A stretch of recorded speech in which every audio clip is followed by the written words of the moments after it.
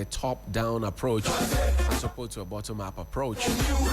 And now they would have to go and conduct the regional, national, and constituency elections to elect the next set of leaderships or at every layer of the party's leadership structure.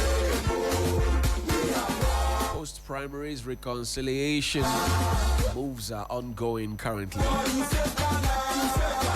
And for the uninitiated, we would want to understand and find out how the elections panned out in last Saturday, for example, January 31. The New Patriotic Party gave a second chance to Dr. Mahmoud Bawumia to lead the party. Dr. Mahmoud Bawumia secured 57%, or nearly 57%, I should say, of votes from out of the 200,000 plus delegates of the New Patriotic Party who cast their vote.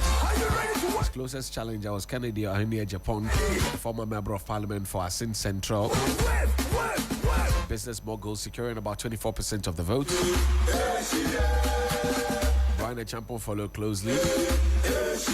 Dr. Seya Duchum. And last, and the one who got the least votes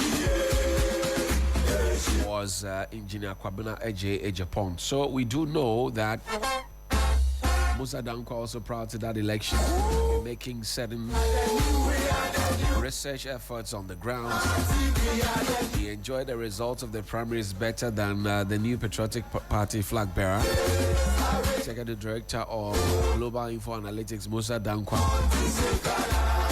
feather in his cap because he again etched his name in history and re-emphasized and reinforced his proven track record of successfully projecting election results in the country. He talks about credibility and all of that. The last poll that Global Info Analytics, for example, had was going to Dr. Bawumia. Well, they projected about 57% of the votes again from delegates, with Kennedy Japan coming second with 28%. Very closely to what Musa Dankwa had put out there. Brian Champon 13% and Busum MP Dr. Yaose Duchum 2%. So he was very, very, emphatic about it. Now, the actual results from the Electoral Commission after the close of polls on January 31, Dr. Bawumia garnered 110,645 votes, representing 56.48%, close to what Mr. Dankwa had indicated that Dr. Bawumia would garner. His closest contender, former member of parliament for Asin Central, Kennedy Japan, obtained 46,554 votes. That's 23.76%.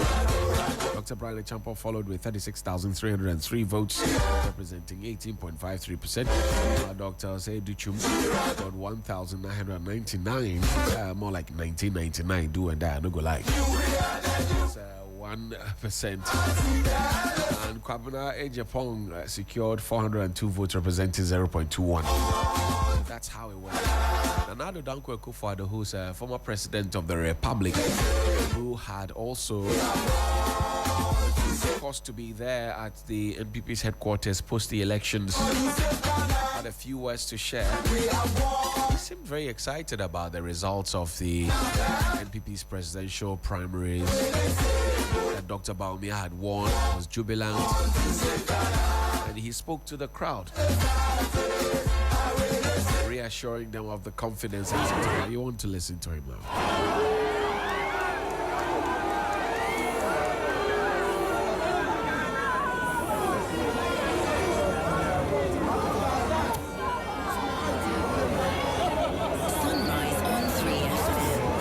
The acting chairman of our great party, flag bearer, the 2028 presidential candidate of the NPP, minority leader of parliament, former chief of staff, chairperson and members of the presidential election committee, distinguished former flag bearer aspirants, chairman of the Council of Elders, fellow patriots, fellow Ghanaians, ladies and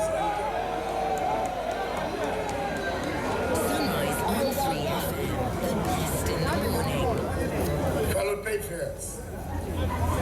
Tonight is is a night of renewal. First, let me congratulate Dr. Mahamadou Bawumia on a decisive victory. To the over 200,000 delegates who turned out in strength and unity, you have spoken clearly. You have spared us the uncertainty of a runoff and given our party, the New Patriotic Party, a head start to victory in 2028. Your verdict is unmistakable. You have affirmed that the 8 years in which Dr. Bawumia served as Vice President laid a strong foundation for our future politics. And you affirm that he's the leader with vision, experience, and competence to return the New Patriotic Party to government and Ghana to greater heights. The victory tonight is only the beginning. The task before us is to turn this momentum into a movement. We must bring everyone together, every region, every constituency, every volunteer, every supporter into a single unstoppable team. Break down the results of the election. Dictate this necessity. We now have the longest runway in our party's history to prepare for a general election. Let us use it well. This year is for healing wounds, reorganizing our structures, and strengthening our parliamentary front line, especially if we choose to elect parliamentary candidates in constituencies we do not have MPs. Every week must count. Every constituency must be involved. Every organizer must be empowered. And every communicator must speak with confidence. With the flag bearer chosen, let us end the era of faction. From constituency to region to national office, our purpose is singular. Elect officers who will serve the party's interests, support our candidate, and help secure victory in 2028. Nothing more, nothing less. To our presidential candidate, lead with a big heart, lead with decisiveness, lead with clarity of purpose, lead with all of us behind you. Stretch out your hand. Sunrise on 3FM, the best in the morning. To those who did not prevail, stand tall in loyalty. In our tradition, true loyalty is proven, not in victory, and how we respond to defeat. That was the former president of the Republic, Nana Addo Dankwa Akufo-Addo, at the party's headquarters last Saturday, post the presidential primary election that was had, where Dr. Mahmoud Bawumia emerged winner to go and wave the flag on behalf of the NPP going into the 2028 general elections. We'll be joined on the phone line by Dr. Henry Kwabena Kokofu. He's a senior campaign aide for Dr. Matthew Poku-Prempeh. Doc, good morning and thank you very much for your time, Council. Good morning, my friend and my brother. Good to have you. Now, your party has successfully elected a flag bearer. There are divergent views regarding the top-down approach, which some say should have been a bottom-up approach. But you sailed through anyway, and all the four candidates who contest with Dr. Bawumia have extended an olive branch and pledged their full support. But is that enough? Well, I would love it if you can mention your name by way of. My name is Johnny, sir. My name is Johnny. Johnny. Yes, sir. Okay. So you did it right when you said I'm Henry Kwabena Kokofu. Yes, a former MP and a former chairman for Bantama constituency. Yes. Back to your question. It has been done. This is all that we are expecting, to have a flag bearer who will be acceptable, not by any more margin other than the majority of the delegates, and that has happened. In short, about 56 to 57%, and we are very much happy. The rest went to the other gallant men, 23%, and I think 18 point something percent, and the others follow. They are all NPP not, and the votes were for NPP, so we were sharing among our own selves. There wasn't any CPP money in there, so we are very happy with the distribution so far.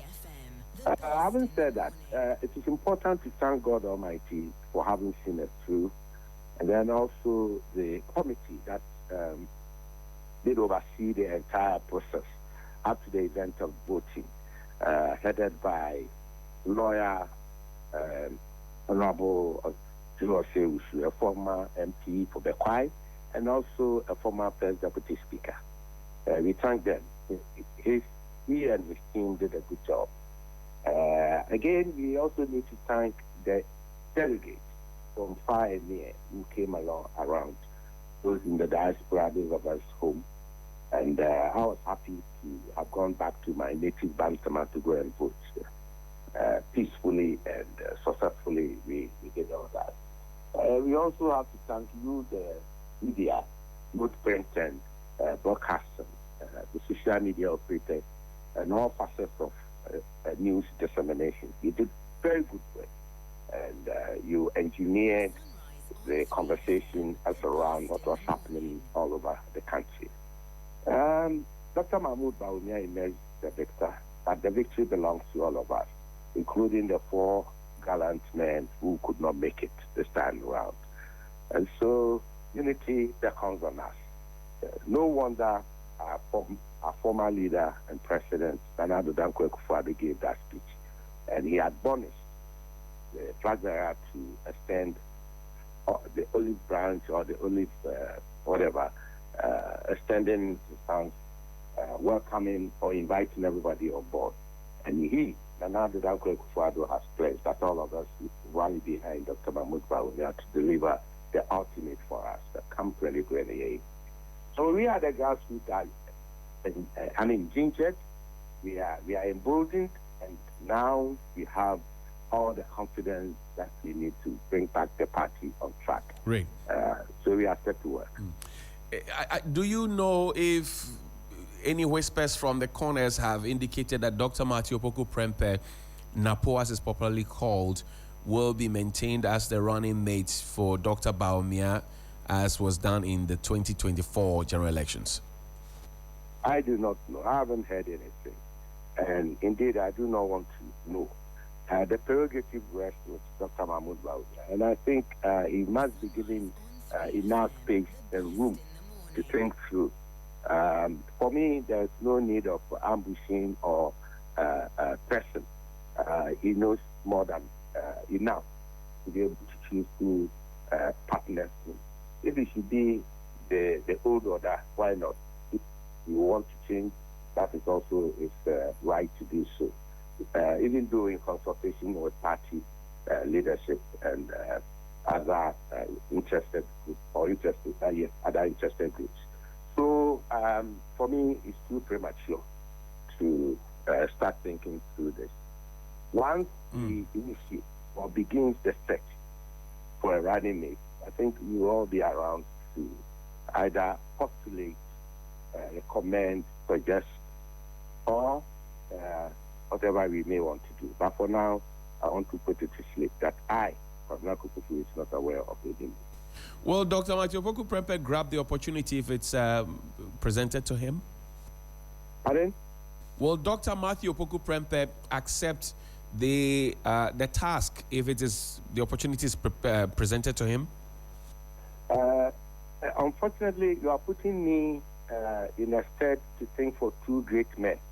One for Dr. Mahmoud Bawumia and then also for Dr. Opoku Prempeh, which I am unable to do so. So I refuse to comment on this politely. I see. Now, there's conversation about post-presidential primary reconciliation. Talk about peace, talk about extending an olive branch, talk about unity as well. These are very cardinal points. Do you think that the party has the luxury of time? Please do me a favor. Yes, sir. Up your voice a little bit. Okay. It's quite inaudible. Sorry. It's raining here, and Sorry. I haven't found. Apologies. Can you hear me now? Is it better? Yeah, I think it's better. Great. Now, I'm saying that post the presidential primaries on Saturday, you had conversations about peace, about unity, about extension of olive branches to one another, allowing factions who had come up, or if you like, the various camps to come together to form one formidable force as the NPP. Do you have the luxury of time and the willingness of the candidates to be able to achieve that goal before the major elections in 2028? It is a must do or must be done assignment. I mean, you cannot toy with it. You can't compromise the unity of the party, the cohesiveness of the party. I'm of the view that once you have the flag bearer in place, the next step is to rebuild the party from its basic structures, the polling station, the electoral area, constituency, regional, and to the national level. I have always maintained that it is not the flag bearer that wins elections. It is the party machinery that carries the flag bearer to win. So there is a vehicle to the elections, and that vehicle is the party. As we speak today, it is a common knowledge that our party structures are weak. And for that matter, we lost heavily 2024 because we couldn't put operations together. We couldn't foresee some of the events coming. And this time around, we are not going to sit aloof and watch our opponents, do their own thing and get out of it. You may record that there were points in the polling stations and collation centers where guns were pulled on the head of EC officers just to declare for NDC candidates. Do you think you're going to sit down for those things to happen again? The answer is no. But you don't do it. You don't move by placing all the burden on the flag bearer. No, the party structures must be oiled. It must necessarily be so strong. We must have national leadership that will remain focused and committed to the work. And then also there is the need to look at the parliamentary party, where the linkage between the national party and parliamentary party will forge a common agenda, a common purpose, just to get us power. I have been in parliament before when we were in opposition, 2013 to 2017, and I do know the intricacies and whatever goes on when you are in opposition in parliament, and the role you can play, and you have to play in order to get a party to power. So, having said all these things, I believe the next step to be looking at is how we are going to bring the party back on its feet, so strong, with the structures working, finding antidote to the apathiness at the basic level, all those that feel disgusted. Are you going to deal with conflicts and dispute resolution mechanisms? Applying them to be able to heal the wounds. There are wounds of food, and then we have wounds of fresh. Right. And so we have a lot to do in this area. And the flag bearer alone cannot. He may lead the process, but then there should be a party that is so oiled, so focused, disciplined leadership that can help him to achieve that task. I must say, and I've been saying so, that now we are presented with 5 experienced jockeys, but we're taking the champion jockey, that's the champion horse rider, who is Dr. Mahmoud Bawumia. What is left is to prepare a very strong, solid horse for him to take to the race and win. As we speak today, we can say that our horse is quite weak and feeble. We have got to fix the horse, and that is the party structures. So, yes, President Akufo-Addo has spoken. Dr. Mahmoud Bawumia has listened to him. The other 4 aspirants have also spoken. Dr. Mahmoud Bawumia have taken note of all that. A lot more will be coming by way of suggestions, recommendations, and advice. But the bottom line rests on the fact that we need to rebuild the party structures, strengthen our strongholds, make inroads into where we have difficulties. We have 82 seats to recapture and then add on. If you are judging from 169 seats down to 87 currently. It means we have a deficit of 82 seats to reach where we were. And that is a very daunting task. And it cannot be toyed with. So all hands will surely have to be on deck. Unity must prevail, and calmness, justice and fairness, respect, discipline must all come to play. I see. As we move ahead. Great. Doc, I'll have you hold on for me while I connect with Professor Samuel Edujemfi, political historian and analyst with the KNUST. Prof, thank you very much indeed for your time. Good morning. Good morning, my brother. It's been a while. Indeed, it has been a while. Now, Prof, let's begin this conversation from a historical perspective. The NPP has had various presidential primaries in the past, from the Duboahins to the Kufors and to the Nanados and Allans, and now it's the turn of the Bawumias and his other contemporaries who were in the race last Saturday. Are there any lessons that the NPP presently can draw from those historical past in order to attain the peace, unity, and oneness that they require so very seriously going into the 2028 elections? Yes, very much. A lot to learn. I think that the early 90s up to the turn of the 2000s, we saw a certain consolidation in terms of how the party was able to come about things and reconcile its ranks.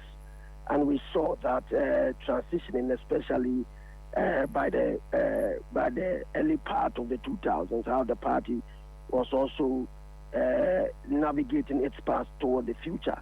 And especially from between the period 2014 up till now, I think it has seen some turbulence. In many ways, the structures of the party, how the party is evolving, is going through several challenges. And I think that it is good for it to go through some metamorphosis, but it must still deliver the baby in many ways. And at this point, I think that it is still struggling to deliver that baby, which is consolidation, to allow it to win elections, especially this time around. Just to want to share an anecdote to say that 200,000 delegates do not necessarily translate into 2 million votes. Somewhere around 1992 onward, when Albert Eduboahen would champion the cause of the NPP as a team leader, in that respect, the flag bearer, we used to live at a place called Kwesimtimzongo. It is still the same name, Takrade. My father has a small compound there, and when the results start trickling in and the Ashanti region results are coming in, my mom will be rolling on the floor here and there. But when the results start changing, she will start crying. What she suffered through the PNDC regime, the women who were taken to barracks, my mother was one. I said this anecdote to say that the NPP does not belong to the delegates. It does not belong to the current executives. It is a political party that several Ghanaians have followed historically until its rebranding in the 90s. It is therefore essential for the party actors to respect the history of the party and respect the teeming followership of the party. More so, its contribution to the if you like, a zygote of a democracy, or a new baby of a democracy, which it has contributed to. For example, from opaque ballot boxes to transparent ballot boxes, demystification of the strong room to something we all now share and bear. Right. The NPP is seen to have made strong contribution. The way it's conducting itself, the way it is refusing to, have catharsis instead of being cathartic. It must rather be, have catharsis and not be cathartic.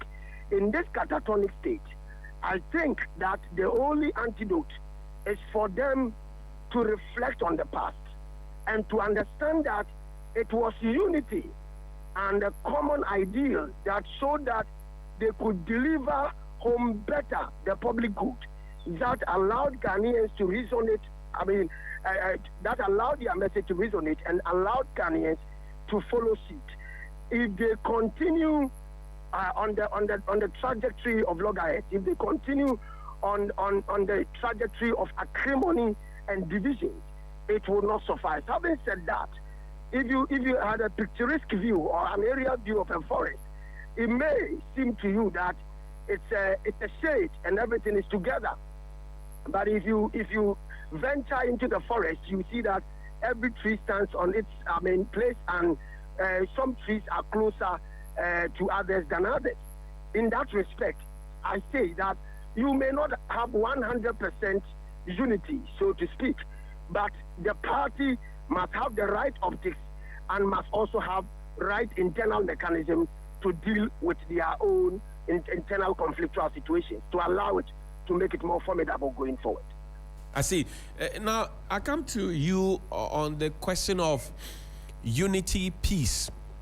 Now, do you also follow the view that the NPP may have departed from the core values and principles that birthed the party, first of all, and continue to underpin the party, which is why the party finds itself in this present state?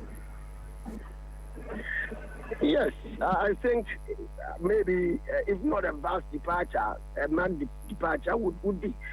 But having said that, you see, I think that we need to blame party actors, those who hold positions, because if the masses refuse to go and vote, if there is voter apathy, there's always a reason. And the reason, the hanging fruits, are the chief actors of the party. And so, in my mind, the people would not be excited about them and would have to pay a heavy price. And in paying a heavy price, it must be democratic. And the internal democracy should be based on free and fair contest in terms of elections. Individuals should have the opportunity to express their dissent or opposing views within the remit or the if you like, the confines of the constitution of the party and even the confines of the laws of Ghana. And if such individuals are also doing same, they should not be intimidated. They should not be seen to be jettisoned from the party. Hell must not break loose over them. And so for me, I think the MPP has departed from its core democratic culture. The opportunity for individuals to have the opportunity to be heard and to express their dissent vociferously within the confines of the rules of the game. Right. Now, Dr. Lawyer, let me come to you, Dr. Kokofo. Okay. You heard Prof and his view, but then let me rephrase the question and ask you, beyond unity and peace, does the NPP understand the battle that you're up against internally and subsequently, which would have to show your strength externally? Do you understand the fight? Well, let me say good morning to Prof. Yes, it's good to hear from you. I mean, tons of knowledge. Back to your question. Yes, we do understand. This is not the first time New Patriotic Party is coming out of crisis to rebuild and to refocus. One may say that this time around is a bit scary, a bit deepened, but when the going gets tough, those who are tough get going. That's why I told you from the very beginning that the task ahead is to fix the party. And fixing the party means looking at the leadership at the various levels, polling station, constituencies, regional, and ultimately the national leadership. There must be a lead. There must be a clear-cut path towards rebuilding the party around the unity slogan. Unity does not come by itself. It comes by atonement. It comes by apologizing. It comes by being brutally frank with the truth. It comes by being fair and firm. It comes by accepting that wrongs have been done and we are prepared to correct the wrongs. So the next crop of leadership will be in a position to take the battle on.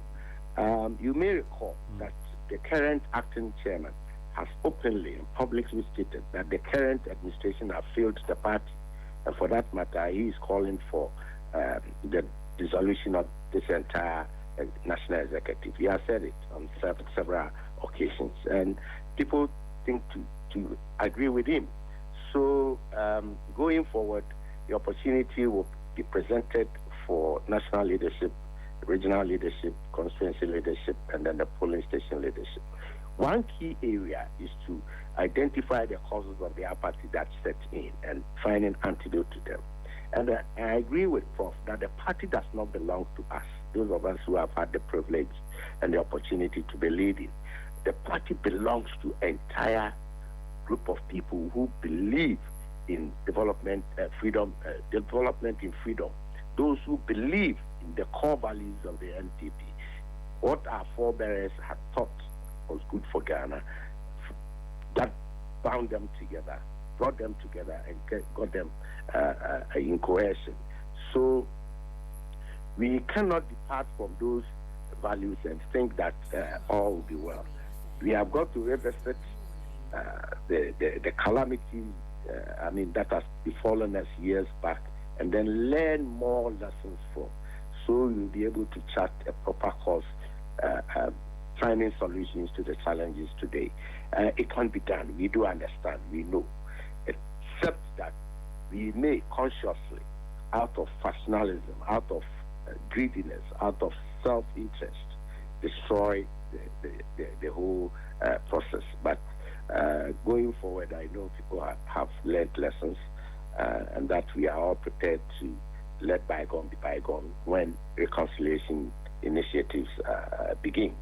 And then also to give room for others who are outside the purview of leadership to also make suggestions, advices, make inroads into our thinking. About 7 million Ghanaians out there, out of their own volition, are prepared to vote for NPP. They are just interested to see NPP in power. They do not don party t-shirts. They don't carry party cards, but their hearts and minds are with the party. These are cherished group of people that we have always been taking them for granted. This time, I think the core thing to do, the most important thing to do, is to recognize and accept the sacrifices that this group of people are doing for us. They may be farmers, they may be teachers, they may be lawyers, they may be laborers, they may be broadcasters, media personalities, all across the spectra. So I am of the view, and I strongly believe in this convention, that we have what it takes to do the proper things. All we need to do is to put our minds on. This morning I was starting with somebody and I told him, I look at Dr. Bawumia and I feel for him. This is a young man who has put his life forward to serve his country. He has served this party and he has served Ghana. And there is an opportunity for him to come on board and fully finish the task of trying to help him to rebuild the country to the level that we all want.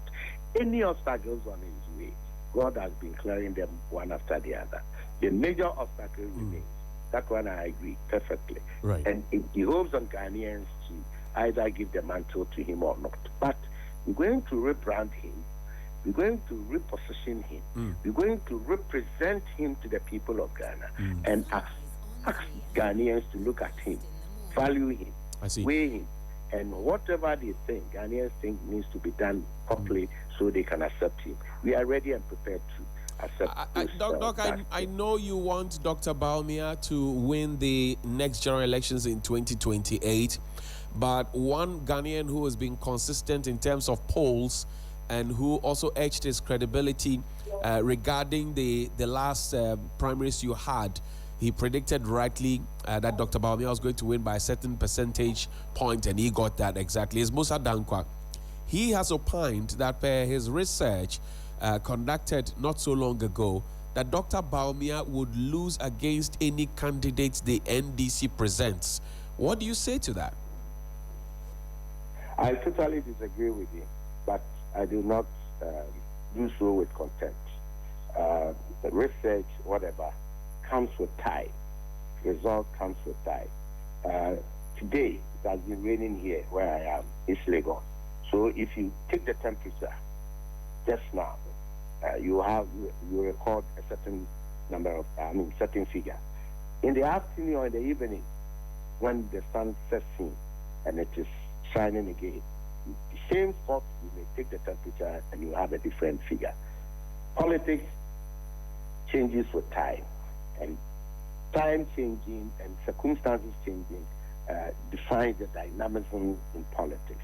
What factors you might have considered, or his research might have considered yesterday, or even today, that he came with that conclusion, may not be the same come 2027, come 2028. So our prayer is that we have a candidate now. We're going to package him and repackage him.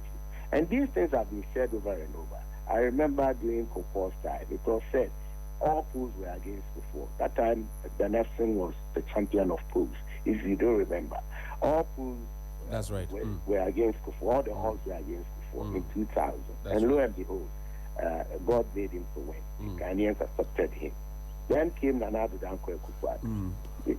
2 times, everything was against him. In 2016, all the odds were against him. People had even said that he would never, ever become a president.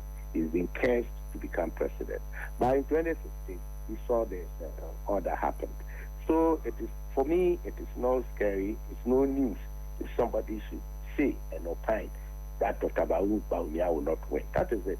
We take it, and then we will see. What Doc, then can we do? Right, Doc, in terms of the repackaging, are you going to focus on more of Dr. Bawumia's economic and finance background, or are you going to focus on his digitalization drive? How are you going to repackage him? Dr. Digital or Dr. Finance or Dr. Economic? We're going to do both. NDC repackaged the current president. President Mahama, right. They repackaged him. What did they repackage him on? Was it his performance in government, economic performance, or what? Because at that time he had been rejected heavily in 2016 election. That his economic performance was woefully acceptable. And people thought he was so incompetent, so we voted him out. The NDC brought him again and repackaged him. What did they repackage him on? What was their battle cry? The circumstances of the day had then seen economic hardship globally, and it affected our government to the point that the people of Ghana became so angry with the government, coupled with fear of things. We were unfortunate to have encountered natural catastrophe, global situations that did not favor us, and we lost the election. So we are in another cycle. Dr. Bawumia is coming on board. You just hold your breath. The repackaging will come. You being in the broadcasting industry, right, you'll be the first to know. I hear you. You'll be the first to be sent out there to go and propagate the good news. You'll be a good witness. I hear you. Prof, let me come to you. Obviously, there are views that Dr. Bawumia's candidature or candidacy will go a long way to influence who leads the party at every layer, whether it be national, regional, or constituency level. But would you be surprised if you saw a major shakeup where the known faces who are currently running affairs are made to take a back bench so new faces come to the forefront? Would you be surprised? Hello, Prof. Hello, Prof. Can you hear me? Yes, I can hear you now. Please go ahead. Yes. I'll be surprised. Hello, Prof. Hello. Yeah, you need to stay at one place so we can hear you. Sunrise on 3. Hello, sir. Hello. Yes, Can you sir. hear me? Yes, you're loud and clear now. Okay. So the problem is the top-down approach. Oh. The line is misbehaving. I can. No. Hello. You find another place and reposition yourself. Let's see if we can. I can. Hello. Okay. Let's try and fetch Prof back on the line, please. Okay. Dr. Kokofo, let me come to you and put the same question to you, but this time let's look at it from the perspective of Parliament. Some are saying that, well, leader on the minority side, Afenyo Markin, came out boldly to say that He has been a friend of Kennedy Japan. He's been loyal to him, and he will be loyal to him until time is no more. And that's very deep thoughts that he expressed there. Would you again be surprised if there's a shake-up on the front bench of the minority in Parliament? Well, I'm unable to answer that question to your. I'm asking if you will be surprised. Nothing surprises me. I've been a politician. I've been in this game all this while, and nothing surprises me. What may surprise me is the fact that we are unable to take steps that will help us to win the 2028 elections.